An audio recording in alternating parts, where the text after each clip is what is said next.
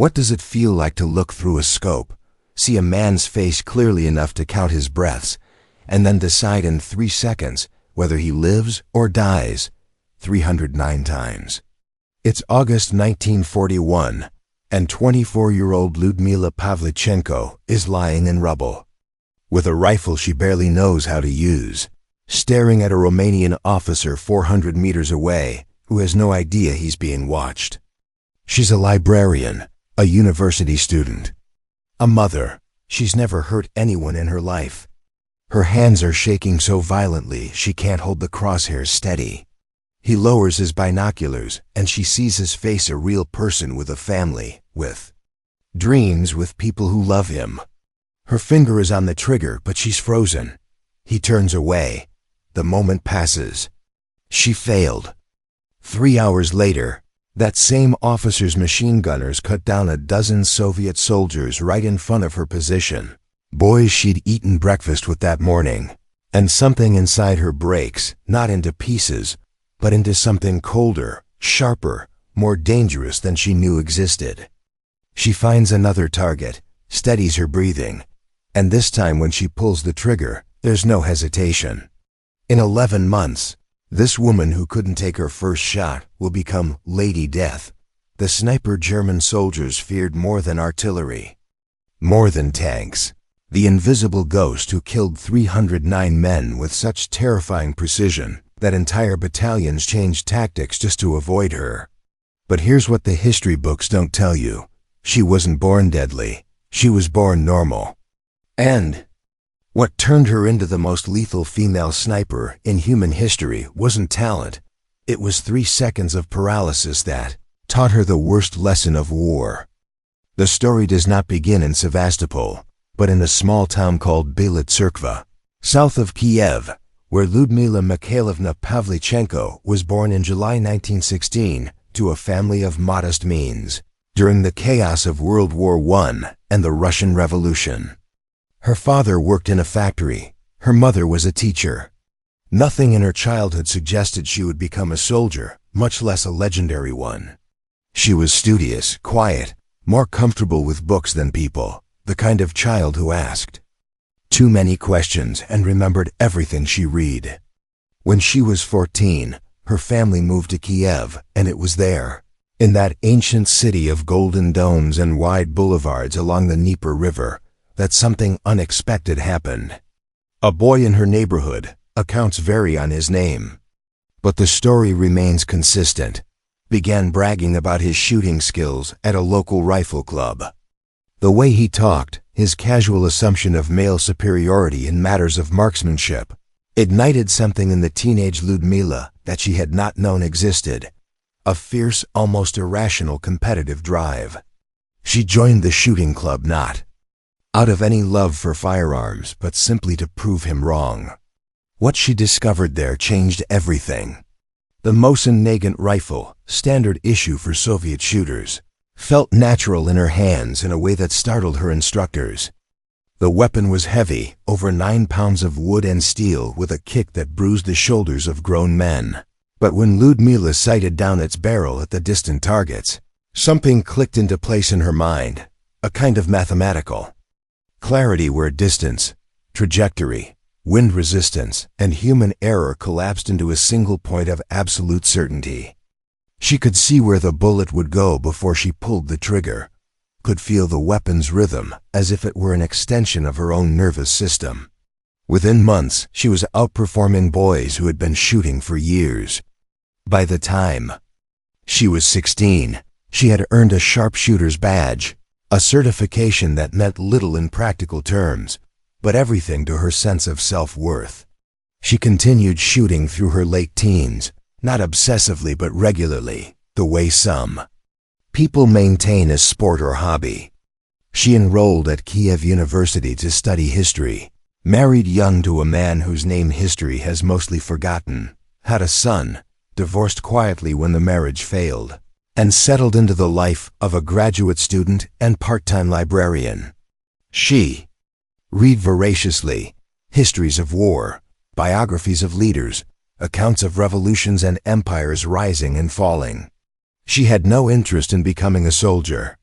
The shooting was just something she did, a skill she maintained without fully understanding why it mattered.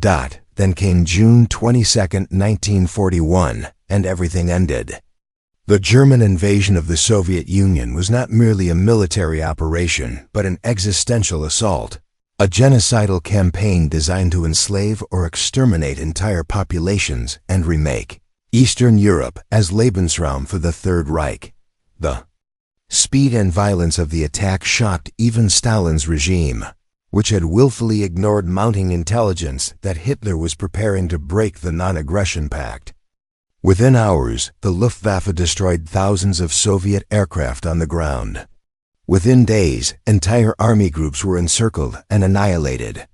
Within weeks, German forces were driving deep into Soviet territory along a front that stretched from the Baltic to the Black Sea, and the Red Army was in danger of complete collapse. Kiev, where Ludmila lived with her young son and aging parents, lay directly in the path of Army Group South. The city would hold out until September, but by late June, it was already clear that everyone capable of fighting would be needed. Ludmila made her way to a Red Army recruiting office in the chaotic early days of the war, joining thousands of other civilians who were volunteering or being conscripted into a military that was hemorrhaging men at a rate that still defies comprehension. She told the officer she wanted to serve as a sniper. He looked at this small woman in a modest dress, this university student with soft hands and an intellectual's posture, and laughed. Not unkindly, but with the weary dismissiveness of someone who had seen too many civilians mistake patriotic fervor for combat readiness. He tried to steer her toward nursing. She refused. He suggested administrative work.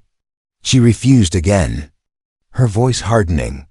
She told him about her marksman certificate, about the years of training, about scores that would qualify her for any infantry unit. He remained skeptical until she demanded, with a forcefulness that surprised them both, that he take her to a rifle range immediately and test her himself. Something in her intensity must have convinced him, because he did. The range was a hastily organized affair on the outskirts of Kiev, sandbags and wooden frames holding paper targets at various distances.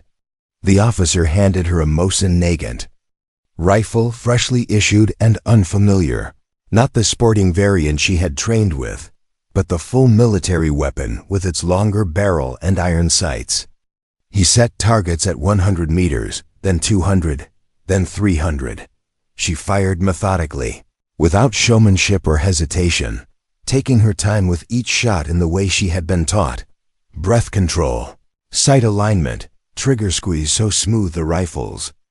Discharge almost surprised her each time.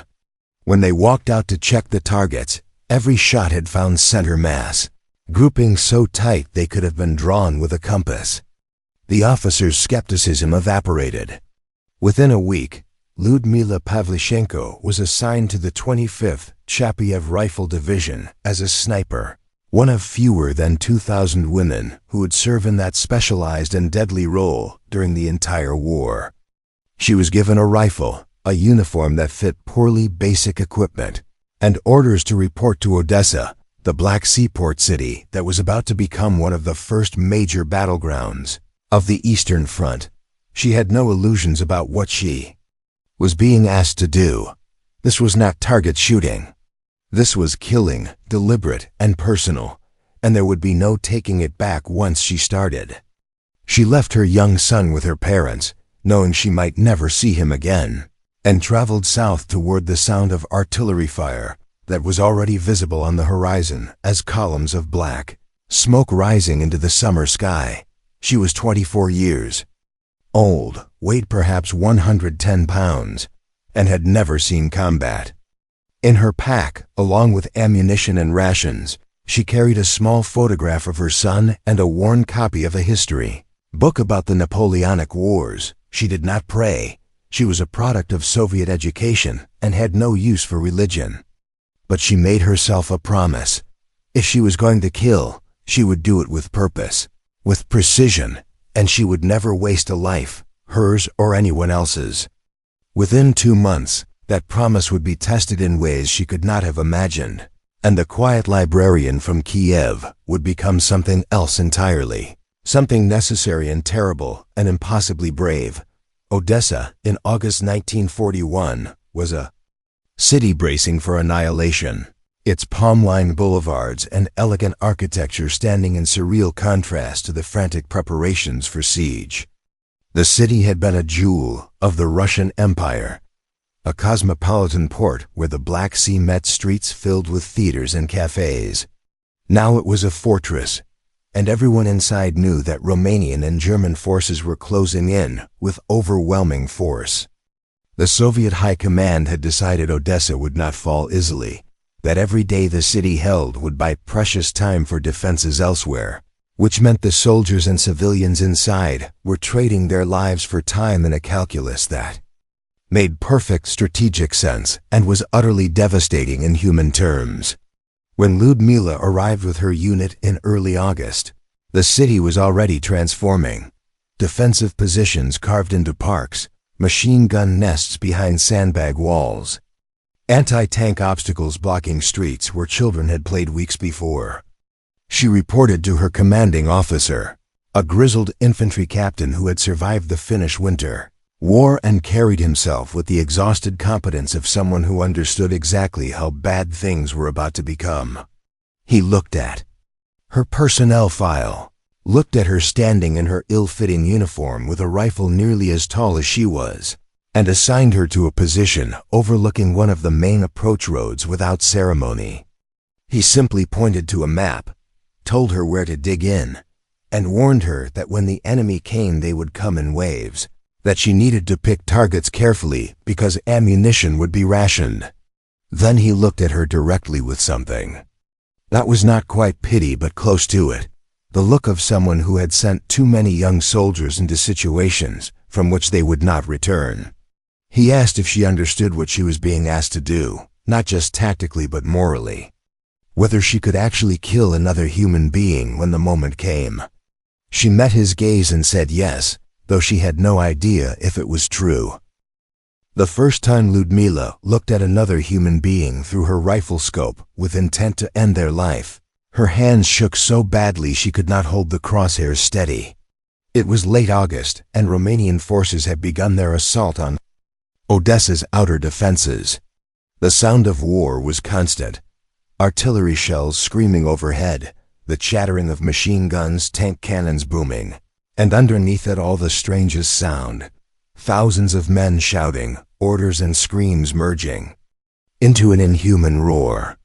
Her position was a reinforced trench on the second floor of a partially collapsed apartment building, chosen because it offered clear sight lines across an open field enemy forces would have to cross. She had been there 3 days when she identified her first target, a Romanian officer using binoculars to survey Soviet defenses, standing near a tree line roughly 400 meters away. She steadied her rifle, controlled her breathing the way she had done thousands of times on practice ranges, aligned the sight picture with mechanical precision. Then she froze. The officer lowered his binoculars and turned, and for just a moment she could see his face clearly, not as a target but as a person, a man perhaps in his 30s with a mustache, a human being with thoughts and memories, and people who loved him. Her hands began to shake. The crosshairs drifted across his chest. Seconds passed.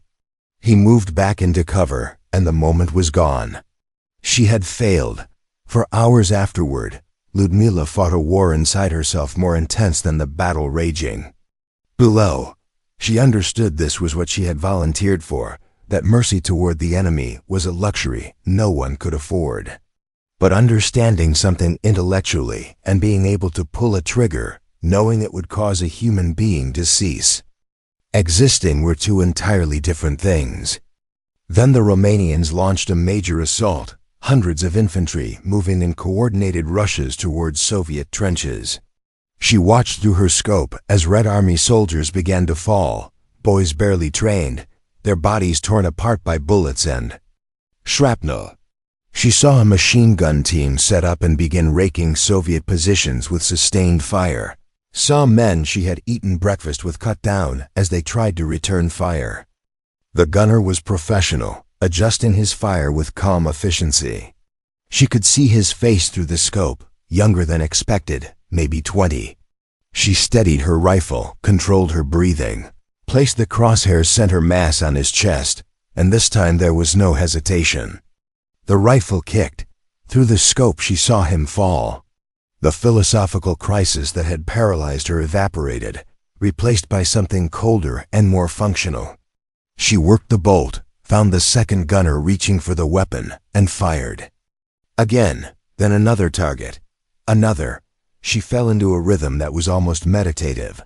Each shot a complete cycle of observation, calculation, and execution. The shaking was gone. Time seemed to slow. By dusk, she had fired 47 rounds and eliminated between 12 and 15 enemy soldiers. She had also discovered something both liberating and profoundly disturbing. She was very good at this. And once she had crossed the threshold of that first kill, the subsequent ones became progressively easier to file away and process later. The days that followed became a blur of calculation and death, a rhythm so consuming that Ludmila later struggled to separate individual moments from the continuous stream of violence that defined the siege of Odessa. Each morning she would take her position in whatever fortified location her commanders assigned, sometimes the same ruined building for days, sometimes moving to new vantage points as the front lines shifted and enemy forces probed for weaknesses in the Soviet defenses. She learned to read the battlefield with an intuition that bordered on precognition, understanding where officers would position themselves based on terrain features, predicting where machine gun nests would be established, identifying communication runners by the urgency of their movements across open ground. Her spotter, a teenage boy named Leonid, who had been a factory worker before the war, watched through binoculars and called out distances and wind conditions, though increasingly he found himself simply observing in quiet awe as she made adjustments he had not yet recognized were necessary.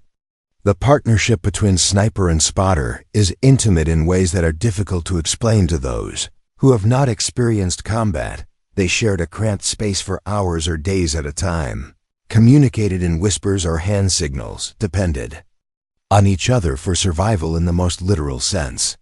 Leonid kept count of her kills with marks in a small notebook, verified each one according to the strict protocols the Red Army required, and never once questioned whether the work they were doing mattered. He had lost his entire family in the first week of the siege when a shell destroyed their apartment building, and for him, every enemy soldier she eliminated was a small payment against an unpayable debt docked by mid-September. Ludmila's official count had surpassed 100 confirmed kills, a number that drew attention from higher command and made her simultaneously valuable and vulnerable. Soviet propaganda officers recognized the potential of her story, a young woman, a university student, proving herself equal or superior to male soldiers in the most masculine of military roles. But her company commanders worried that her growing reputation made her a priority target for enemy countersnipers, who were now actively hunting for the Soviet marksmen, inflicting such devastating casualties on Romanian and German officers. Counter-sniper warfare is a chess match played at lethal distances, each player trying to deduce the other's position from muzzle flashes, bullet trajectories, or simple patterns of behavior. Ludmila knew that every shot she took risked revealing her location, that staying in one position too long invited artillery strikes or concentrated small arms fire, that the moment she became predictable, she became dead. She developed an almost obsessive caution, never firing from the same position twice in succession if she could avoid it, moving immediately after taking shots when tactical circumstances permitted, varying her schedule and patterns so thoroughly that even her own commanders sometimes struggled to locate her. The psychological toll of this constant vigilance compounded the already heavy burden of the killing itself. She slept in brief, fitful intervals, her mind replaying shots and calculating what she might have done differently, always aware that a single mistake would not just cost her life, but waste all the experience and skill she had accumulated. The siege dragged into October, and the tactical situation deteriorated with each passing day. Romanian forces, reinforced by German units and supported by overwhelming artillery and air superiority, tightened their grip on the city. Soviet defenders were pushed back street by street, building by building, sacrificing ground they could not hope to reclaim in exchange for time and enemy casualties. Ludmila's kill count climbed past 150, then 160, then 170, each number representing not just a life ended, but a small tactical victory, an officer whose death disrupted an attack, a machine gunner whose elimination saved dozens of Soviet soldiers, a sniper whose counter-battery fire was silenced before he could inflict his own toll. She had become, without fully recognizing the transformation, something more than a soldier. She was a weapon, calibrated and directed by her commanders, feared by the enemy with an intensity that seemed disproportionate to the actual casualties she inflicted but made perfect sense in terms of psychological impact. German and Romanian troops began to recognize the signature of her work, single shots from unexpected angles, officers and specialists targeted with uncanny consistency, attacks disrupted by the sudden elimination of key personnel at critical moments. They gave her a nickname, though she would not learn it until much later, Lady Death. It was spoken with genuine fear, the kind of fear that comes not from facing overwhelming force, but from facing an intelligent, patient predator who could be anywhere, watching, waiting for the perfect moment to strike. In mid-October, Stalin himself ordered the evacuation of Odessa. The city had held for 73 days, far longer than German planners had anticipated, buying precious time for Soviet forces to establish defensive lines further east. But continuing to defend it meant sacrificing the entire garrison for no strategic gain, and even Stalin's brutal calculus recognized the waste in that. Ludmila was among the last soldiers to board evacuation ships in the harbor, moving through streets choked with rubble and bodies, past buildings that burned with fires no one bothered to extinguish anymore. Her official count stood at 187 confirmed kills achieved in just over 2 months of combat, a number so extraordinary that it would have seemed like propaganda if not for the meticulous documentation and witness testimony that supported it. As her ship pulled away from the dock, she stood at the rail watching smoke rise from the dying city and felt nothing, no relief, no sense of accomplishment. Just a vast echoing emptiness and the knowledge that this was not over, that the ship was carrying her to Sevastopol where the real test still awaited. Sevastopol was different from Odessa in ways that transcended mere geography or strategic importance, though it possessed both in abundance. The city occupied a position of such natural defensive strength that it had been fortified continuously for centuries. Its massive naval base, carved into cliffs overlooking the harbor, its approaches guarded by concrete bunkers and artillery positions that could reduce attacking forces to shredded meat before they closed to effective range. But in November 1941, as Ludmila and the survivors of Odessa's garrison arrived on evacuation ships, everyone understood that those defenses would be tested to their absolute limit and probably beyond. The German 11th Army, commanded by General Erich von Manstein and reinforced with Romanian units, heavy siege artillery, and the kind of systematic military professionalism that had conquered most of Europe, was preparing an assault designed to erase Sevastopol from existence. The siege would last 250 days, becoming one of the longest and bloodiest battles of the entire war. A grinding nightmare of artillery bombardments and close-quarters combat where the front lines sometimes shifted building by building, room by room, and where both sides understood that surrender was not an option. Ludmila was assigned to the Soviet Coastal Defense Forces and given operational freedom to position herself wherever she believed she could inflict maximum damage. a level of autonomy that reflected both her proven effectiveness and the desperate circumstances facing the defenders. She established hides throughout the city's shattered landscape, sometimes in ruined buildings, sometimes in shell craters or natural rock formations, moving constantly to avoid the counter-sniper teams that were now specifically hunting for her. The winter of 1941 brought cold that bit through every layer of clothing, that turned metal so frigid it could burn exposed skin, that made holding a rifle scope to your eye an exercise in pain management. Ludmila spent hours motionless in positions where ice formed on her uniform, and her breath created visible clouds that could give away her location if she was not careful to breathe through cloth. She learned to ignore discomfort that would have seemed intolerable months earlier, to exist in a state of suspended animation where nothing mattered except the small circle of magnified reality visible through her scope. Her targets now included not just Romanian infantry, but German soldiers, veterans of campaigns in Poland and France, men who moved with the confidence of conquerors and died with expressions of complete surprise when her bullets found them. She killed officers coordinating attacks, spotters directing artillery fire, machine gunners who had turned their weapons on Soviet positions with devastating effect. Each kill was carefully selected, each shot calculated not just for its immediate tactical impact, but for the psychological effect it would have on enemy morale.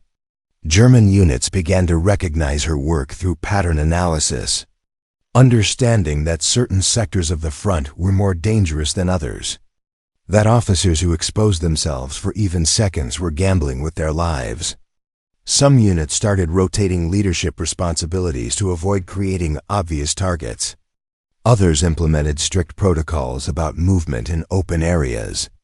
All of it was acknowledgement that a single Soviet sniper was influencing battlefield behavior across entire battalions. By January 1942, Ludmila's count had surpassed 250 confirmed kills, and her reputation had spread far beyond Sevastopol. Soviet newspapers, desperate for positive stories during a period when German forces seemed unstoppable, began writing about the young woman sniper who was terrorizing the enemy. The stories were heavily propagandized, emphasizing her femininity and university education, while downplaying the brutal reality of what she actually did.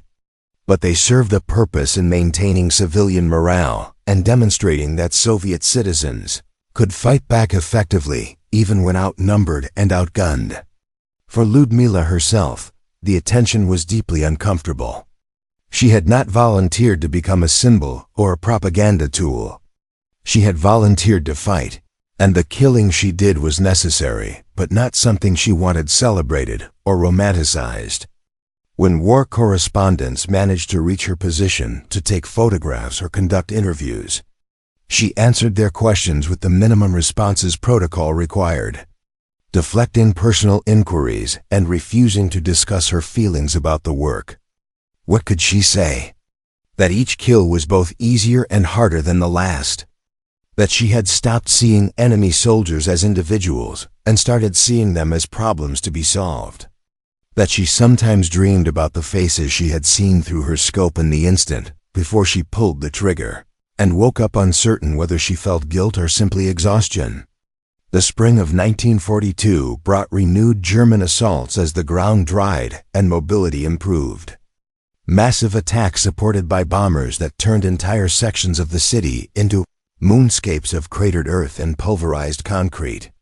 Ludmila's kill count climbed past 280, then 290, approaching the number that would cement her place in history.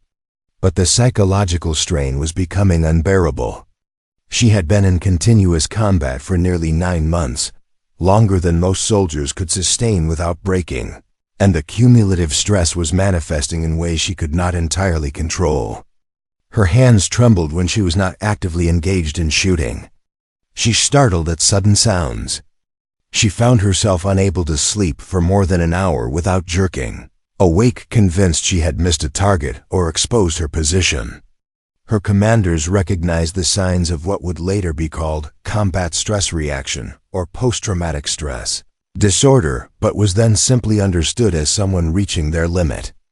In early May, after she had achieved her 309th confirmed kill, a German officer directing an assault on a Soviet strongpoint, eliminated at a distance of nearly 500 meters in difficult wind conditions. She was wounded by mortar fragments while moving between positions.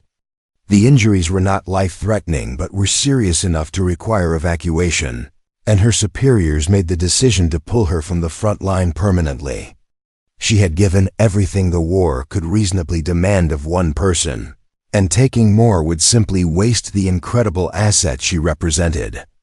In June 1942, Lyudmila Pavlichenko was evacuated by submarine from Sevastopol, leaving behind the city she had helped defend and the 309 enemy soldiers she had killed with precision and purpose, carrying wounds both visible and invisible that would define the rest of her life. The submarine journey from Sevastopol marked not just a physical departure from the battlefield, but a crossing into a different kind of war entirely. One fought with words and symbols rather than bullets and blood. Lyudmila emerged from 11 months of constant combat as the most successful female sniper in human history. A woman who had eliminated 309 confirmed enemy combatants with a precision that military analysts still study decades later. But the Soviet Union and its Western allies needed her for something beyond killing now. They needed her story, her image, her existence as proof that ordinary people could stand against fascism and prevail. She was sent on a propaganda tour that would take her across the Soviet Union, then to America and Britain, where she became the first Soviet citizen received at the White House and spoke to audiences of thousands about the desperate struggle on the Eastern Front. She met Eleanor Roosevelt, who became a genuine friend and saw past the propaganda to the traumatized young woman underneath. She gave speeches in factories and stadiums, urging increased military production and support for the Soviet war effort, always carefully presenting herself as one soldier among millions rather than the exceptional individual the press wanted to portray. American reporters asked her questions about cosmetics and feminine pursuits, unable to reconcile her deadly effectiveness with their preconceptions about women. And she responded with sharp wit that barely concealed her contempt for their inability to understand that war did not care about gender when survival was at stake. She wore her uniform with its medals and decorations, including the Hero of the Soviet Union awarded for her achievements. And behind her careful public statements carried the weight of 309 lives ended by her hand. 309 individuals who had ceased to exist because she had calculated wind and distance and squeezed a trigger with steady hands. The propaganda tour lasted months, taking her far from the front lines where her former comrades continued to fight and die in numbers that defied comprehension. Sevastopol fell in July 1942, shortly after her evacuation, with catastrophic Soviet casualties. Many of the soldiers she had served alongside did not survive. The guilt of being removed from combat, while others still fought, haunted her throughout the tour, even as she understood intellectually that her value as a symbol now exceeded her value as a sniper. She returned to the Soviet Union in late 1942 and spent the remainder of the war training other snipers, passing on the hard-earned knowledge that had kept her alive and made her lethal. She taught them about patience and position selection, about reading terrain and understanding human behavior, about the psychological preparation required to take a life, deliberately and repeatedly without losing yourself entirely in the process. Some of her students would go on to achieve their own impressive kill counts. Others would die in their first engagements. All the training in the world insufficient to prepare them for the reality of someone shooting back. After the war ended in 1945, Lyudmila completed her university degree and became a historian, spending decades researching and writing about Soviet naval operations during the war she had helped fight.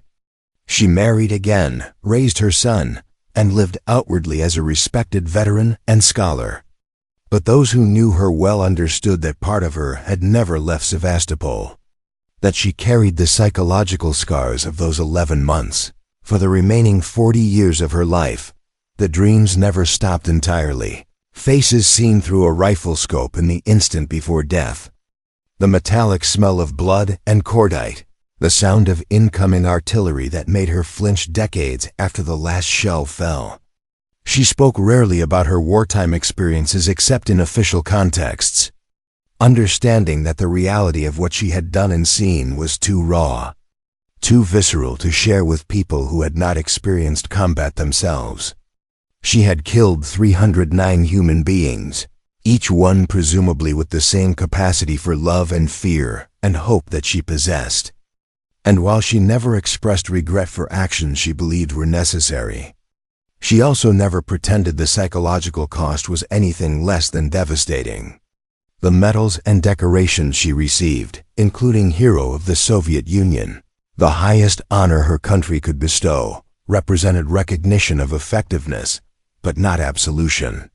There was no absolution for the things war demanded, only the understanding that some actions, however terrible, become necessary when the alternative is annihilation. She died in 1974 at the age of 58, her health broken by old wounds and the accumulated stress of a life lived at intensities most people never experience. She was buried with full military honors in Moscow, her gravestone marking her as one of the Soviet Union's greatest heroes, though the woman beneath it had been far more complicated than any monument could capture. What do we take from the story of Lyudmila Pavlichenko? This university student turned lethal sniper. This ordinary woman who achieved extraordinary and terrible things. Not glorification of violence, certainly. She herself would have rejected that interpretation. Not simplistic narratives about female empowerment through military service, though her achievements demolished assumptions about gender and combat effectiveness. What her story teaches us is something more fundamental about human capacity, and the choices we make when history demands everything from us. She was not born a killer. She was not naturally violent or aggressive. She was a bookish young woman who enjoyed quiet pursuits and dreamed of teaching history, who stumbled into marksmanship almost by accident and developed a skill she had no immediate use for. But when her country faced existential threat, when the choice became fight or watch everything she knew be destroyed, she made a decision that cost her psychological peace for the rest of her life, but saved countless others. She transformed herself into something necessary and terrible, paid the price that transformation demanded, and lived with the consequences without complaint or self-pity. Her story reminds us that courage is not the absence of fear or doubt, but the decision to act despite them. That ordinary people contain capacities they never discover until circumstances force revelation. And that the real heroes of history are not those who found glory in war, but those who did what survival required and then had to live with what they had done. Lyudmila Pavlichenko was not a superhero or a propaganda symbol or a simple story about overcoming adversity. She was a human being who faced impossible choices, made them with clarity and purpose, and carried the weight of those choices until the day she died. That is the truth of courage. That is the price of survival. That is what we owe to those who fight so others might live in peace, not worship, but understanding of what they sacrificed and what they can never get back.